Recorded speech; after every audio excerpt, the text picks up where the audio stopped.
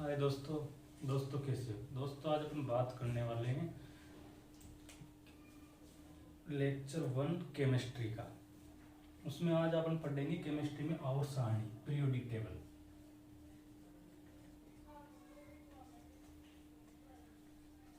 Periodic table आवर्त सारणी के बारे में अध्ययन करेंगे। आज लेक्चर 1 हो गई। ये है लेक्चर 1। लेक्चर 1 है आज। सबसे पहले बात करते हैं दोस्तों अपन आधुनिक आवर्त सारणी के बारे में। आधुनिक आवर्त सारणी। आधुनिक आवर्त सारणी। आधुनिक आवर्त सारणी मोजले के नियम पर आधारित है। आधुनिक आवर्त सारणी मोजले के नियम पर आधारित है।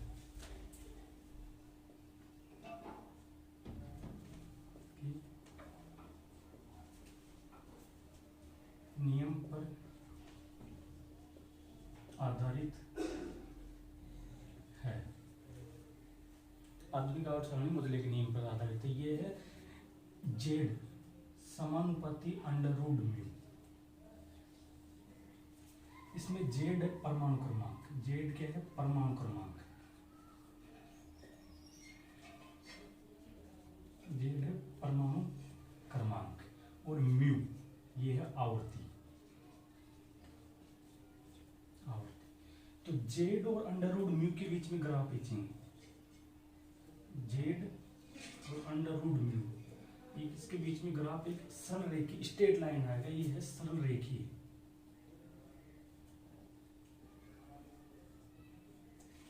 अगर परमाणु क्रमांक की जेड, अगर परमाणु द्रव्यमान मॉलिक्यूलर वेट लेंगे तो परमाणु द्रव्यमान और आवर्ती के अंडर रूट म्यू के बीच में जो ग्राफ आएगा वो सरल रेखी प्राप्त नहीं होगा। तो इसमें जेड परमाणु क्रमांक और अंडर रूट म्यू के बीच में तो सरल रेखी प्राप्त होगा, लेकिन जेड अगर परमाणु द्रव्यमान है और अंडर रूट म्यू उसके बीच में सरल रेखी प्राप्त नहीं होगा। अब बात करते हैं अपन आवर्त सारणी। आवर्त सारणी की विचार करता है। आवर्त सारणी। आवर्त सारणी में वर्ग 18 तो वर्ग होते हैं और आवर्त होते हैं 7। 7 आवर्त और 18 वर्ग एक आवर्त सारणी होती है। आवर्त सारणी अब नॉर्मल में आवर्त सारणी बना रहा हूं दोस्तों, और अगर आप खुद घर पर किताबों में बुक में मिल जाएगी आवर्त सारणी, उसका आप अच्छी तरह याद कर लो और देख लो। नॉर्मल तो मैं ये बात कर रहा हूं।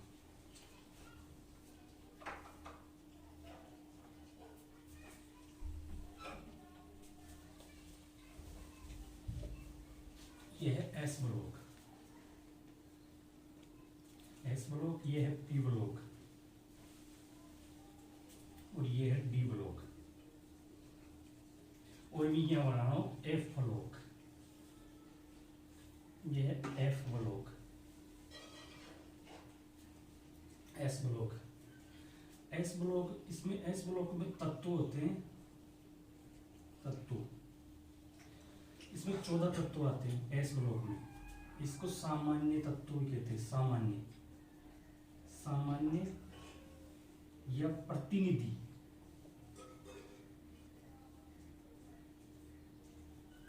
सामान्य प्रतिनिधि तत्व कहते हैं एस ब्लॉक के तत्वों को। इसमें कुल 14 तत्व आते हैं। और पी ब्लॉक में 30 तत्व आते हैं। 30 एलिमेंट्स। 30 एलिमेंट्स। इसको भी सामान्य या प्रतिनिधि तत्व कहते हैं पी ब्लॉक के। एस और पी ब्लॉक को सामान्य या प्रतिनिधि तत्व कहते हैं। और डी ब्लॉक तत्व में, डी ब्लॉक में इसमें 40 एलिमेंट आते हैं। 40 एलिमेंट, 40 तत्व आते हैं इसमें। इसको संक्रमण तत्व कहते हैं।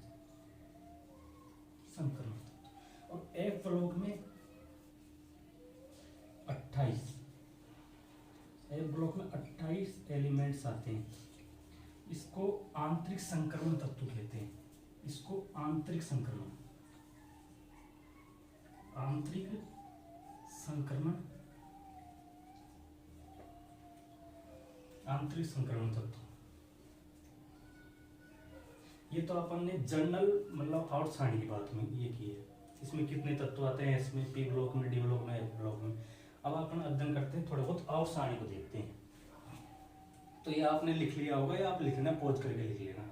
अब बात करते हैं आगे।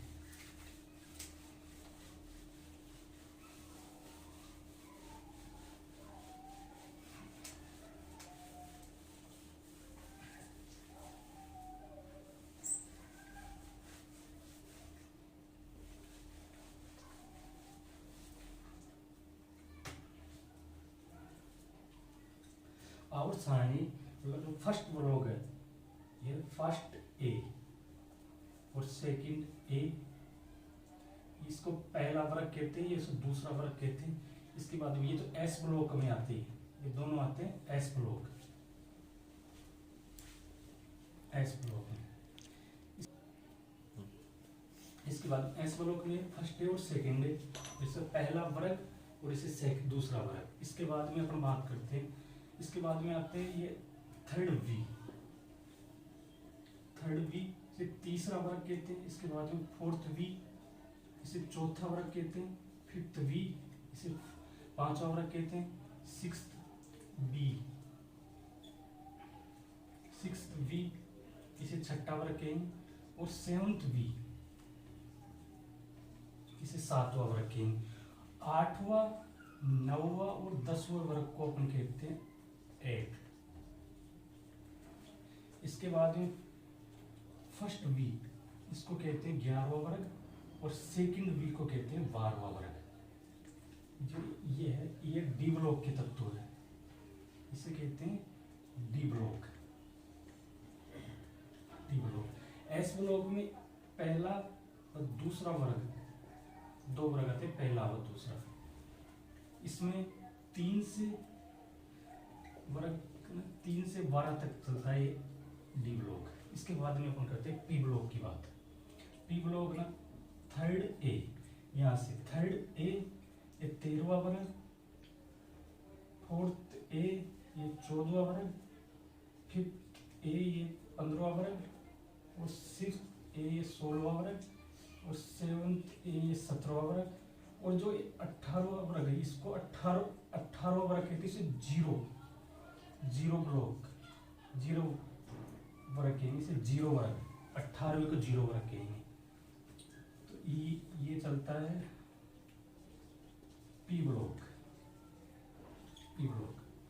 पी ब्लॉक स्टार्ट होता है 13 से लेकर, स्टार्ट 13 से और 18 पर खत्म होता है। वर्ग 13 से 18 पर खत्म होता है। ये वर्ग 13 से स्टार्ट होता है और 18 पर खत्म होता है। इसके बाद अपन बात करने वाले हैं, ये तो अपना हो गया है एस ब्लॉक में, क्या पी ब्लॉक में, और डी ब्लॉक और एफ ब्लॉक। अब अपन बात करते हैं एफ ब्लॉक की। एफ ब्लॉक, एफ ब्लॉक वर्ग में आता है, थर्ड बी वर्ग में आता है F block. F block element, F block तक, इसमें एफ ब्लॉक में ये वर्ग में आता है थर्ड वी वर्ग में, थर्ड वी वर्ग में आता है। इसमें दो श्रेणी होती है, लेंथेनॉइड, लेंथेनॉइड। इसमें तत्व चलते 57 से लेके 71 परमाणु क्रमांक तक, 71 परमाणु क्रमांक तक, 57 से लेकर 71 परमाणु क्रमांक तक। और एक होती है एक्टिनोइड, एक होती है एक्टिनोइड, ये चलता है 89 से लेकर 89 से लेकर 103 तक परमाणु क्रमांक।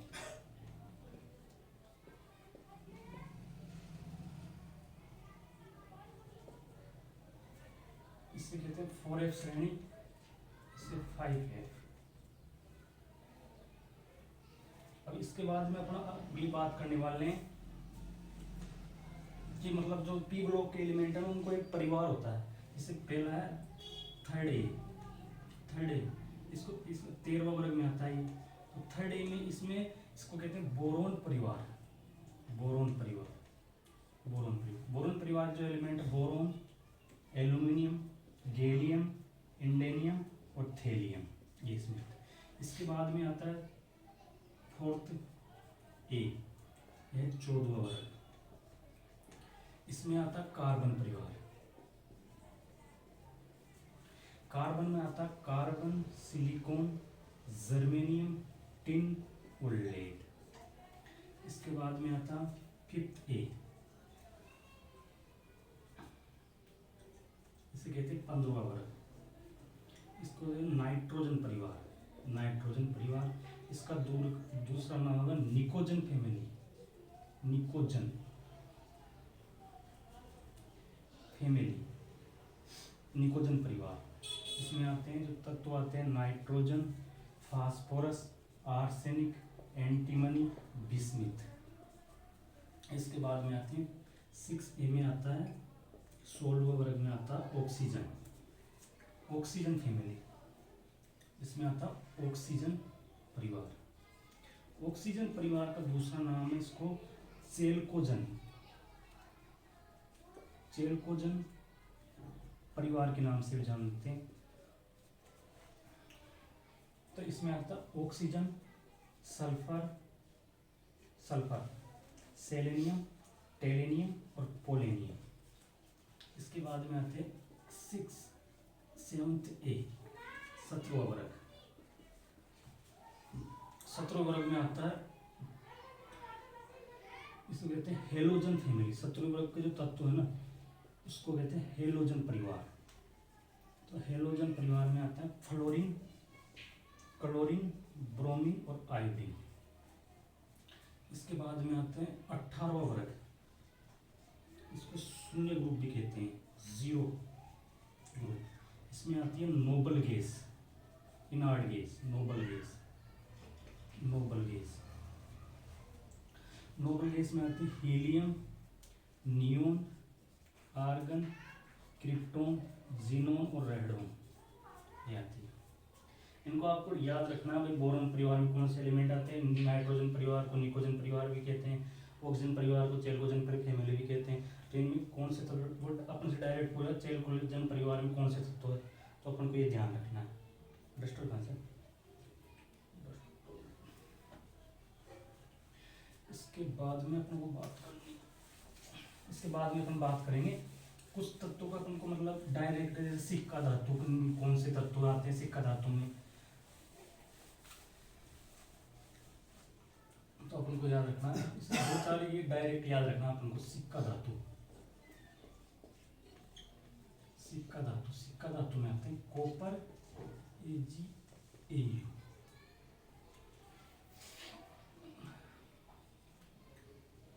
सिक्का। इसके बाद में आयरन त्रिक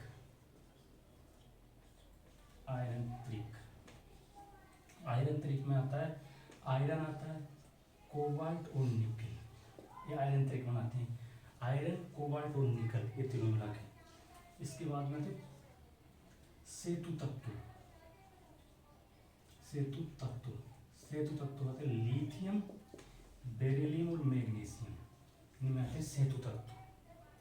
लिथियम, बेरिलियम, मैग्नीशियम को सेतु तत्व कहते हैं। आपसे डायरेक्ट क्वेश्चन पूछेंगे कि इनमें से कौन सा सेतु तत्व, तो इन तीनों में से एक होगा। तो फिर आप उनको इनमें से चारों ऑप्शन में आपको इनमें से एक मिलेगा, तो उसको आप टिक कर देना, तो आपका सही हो जाएगा। इसके बाद में आते हैं प्रारूपिक तत्व।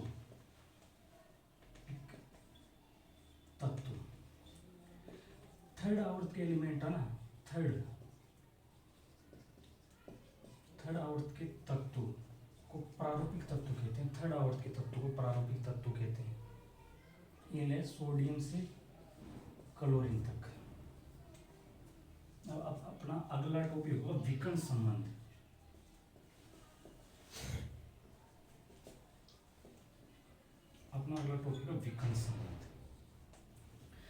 विकर्ण संबंध क्यों होता है? विकर्ण संबंध लगभग समान आकार या समान आवेश घनत्व के कारण पाया जाता है। तो विकर्ण संबंध का कारण लिख लो पहले। तो किसके कारण होता है? समान आवेश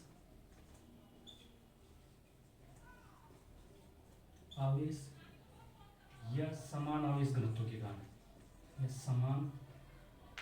या समान आवेश घनत्व के कारण। समान आवेश घनत्व एक कारण, ये है समान आवेश, ये समान आवेश घनत्व के कारण विकर्ण संबंध पाया जाता है। कौन से तत्वों में विकर्ण संबंध पाया, इसके बारे में बात करते हैं। तो lithium sodium, beryllium magnesium, boron aluminium, carbon और सिलिकॉन। तो लिथियम का विकर्ण संबंध मैग्नीशियम, बेरिलियम का विकर्ण संबंध एल्यूमिनियम और बोरोन का विकर्ण संबंध सिलिकॉन। तो आपसे डायरेक्ट क्वेश्चन पूछ रहा है निम्न में से कौन सा विकर्ण संबंध है, तो इसमें से आपको क्वेश्चन का आंसर देना।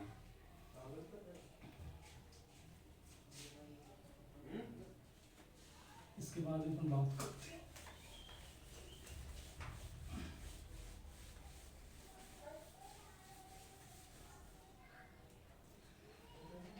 अपना अगला टॉपिक होगा अक्रिय युग्म प्रभाव।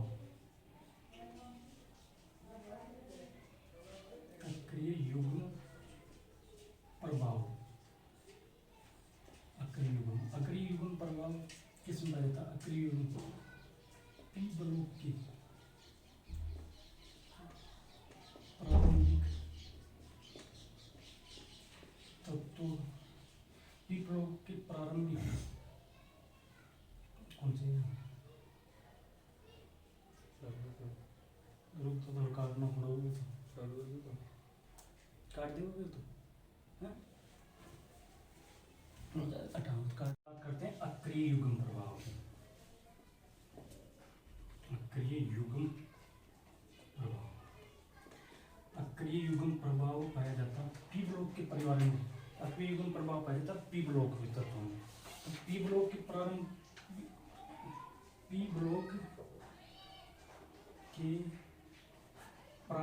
वर्ग में, पी ब्लॉक के प्रारंभिक वर्ग में के तत्वों में ऑक्सीकरण की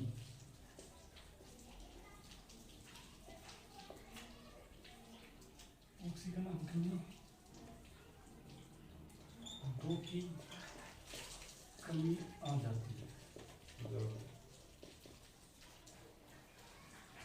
इनके मतलब पी ब्लॉक के प्रारंभिक वर्ग के तत्व है ना, उसमें ऑक्सीजन में दो की कमी आ जाती है।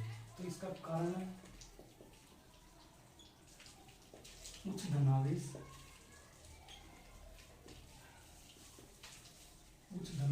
या एफ उपकोष के दुर्बल परिलक्षण प्रभाव के कारण।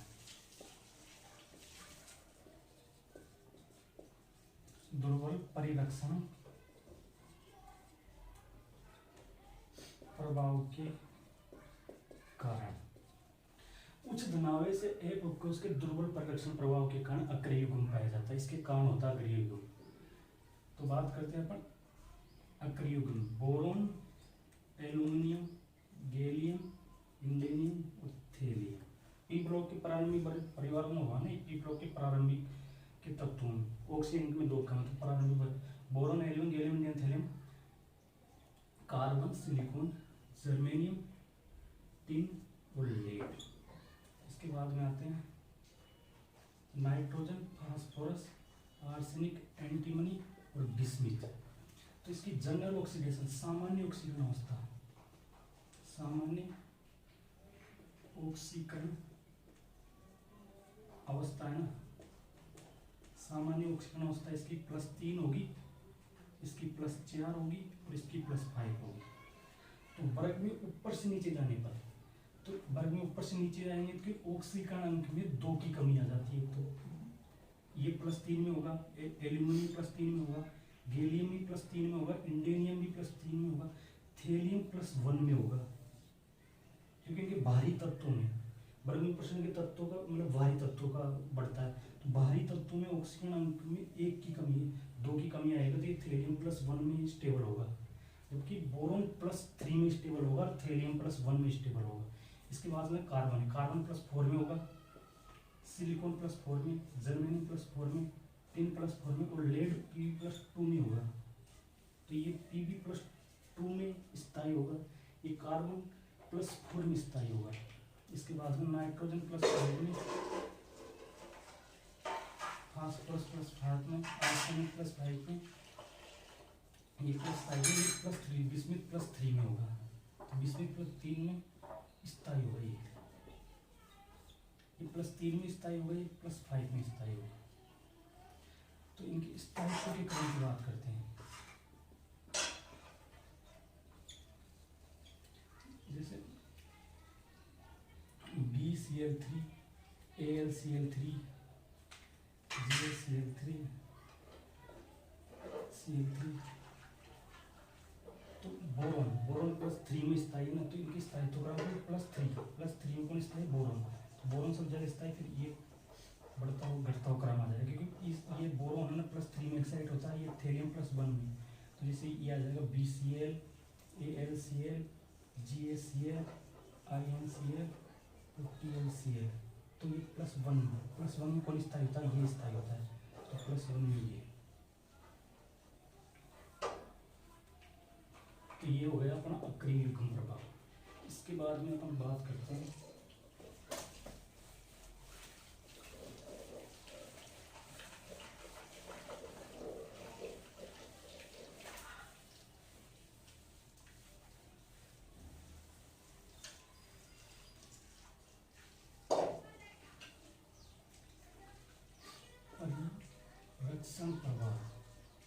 परिरक्षण प्रभाव की बात करते हैं। सिग्मा परिरक्षण प्रभाव में एस ब्लॉक में, एस उससे कम पी में, उससे कम डी में और उससे कम एफ में। तो सबसे ज्यादा परिरक्षण होता है एस ब्लॉक, एस में। परिरक्षण सिग्मा आवर्त में y से दाएं जाने पर सिग्मा का मान बढ़ता है। आवर्त में अपन y से दाएं जाने से सिग्मा का मान बढ़ता है। और वर्ग में ऊपर से नीचे आने पर सिग्मा का मान बढ़ता है। तो सिग्मा का वर्ग व आवर्त दोनों में बढ़ता है। सिग्मा परिरक्षण प्रभाव है ना, सिग्मा जो वर्ग और आवर्त दोनों में बढ़ता है। आवर्त में y से दाएं जाने पर भी सिग्मा बढ़ता है, वर्ग में ऊपर से नीचे आने पर सिग्मा बढ़ता है। इसके बाद अपन बात करते हैं प्रभावी नाभिकीय आवेश। इसके बाद अपन बात करें प्रभावी नाभिकीय आवेश। प्रभावी नाभिकीय आवेश जेड इफेक्टिव, इसे जेड इफेक्टिव कहते हैं। प्रभावी नाभिकीय आवेश, प्रभावी नाभिकीय जेड इफेक्टिव, जेड इफेक्टिव, प्रभावी नाभिकीय जेड इफेक्टिव।